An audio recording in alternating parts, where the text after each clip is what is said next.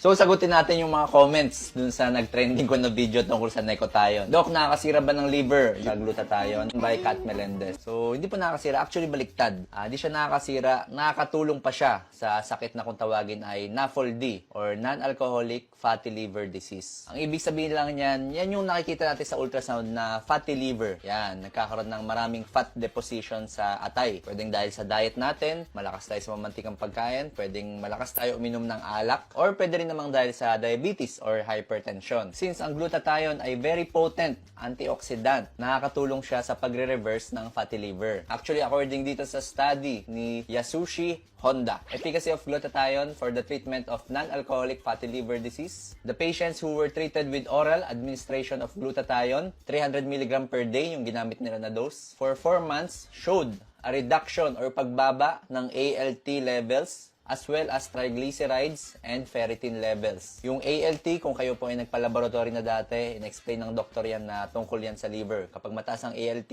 pangit yung liver function. Pero syempre, dapat sasamahan pa rin ng lifestyle modification and exercise na regular. At least 500 mg per day, generally safe yan. So, ibig sabihin, ligtas yan. Kung gusto mong pumuti at minamadali mo yung pagputi mo, huwag mong lalaklakin ng up to 2,000 mg per day. Masama na po yan. Anything naman na sobra, masama. So, ilan ba yung dosage ng Necotione? Check natin. Oh, 200 mg. Okay. Lagi kayo na shoutout sa video ko, Necotione. Baka naman.